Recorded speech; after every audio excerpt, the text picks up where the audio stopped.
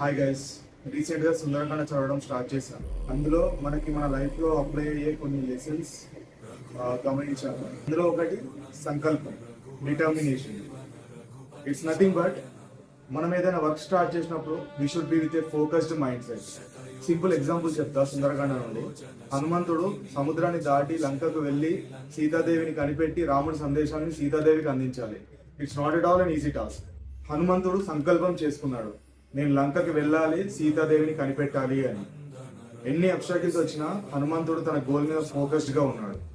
మనలో చాలా మంది గోల్స్ పెట్టుకుంటారు, కానీ ఏదైనా అబ్స్టాకిల్స్ రాగానే ఐదర్ నేను ఈ పని చేయగలనా అనే డౌట్తో లేదా భయంతో ఆ పనిని మధ్యలోనే వదిలేస్తారు. అలా కాకుండా హనుమంతుడిలా డిటర్మినేషన్తో చేసే పని మీద ఫోకస్డ్గా ఉంటే then you will reach your target. జై హనుమాన్, జై Shriram. Thank you for watching guys. Do like, share and subscribe.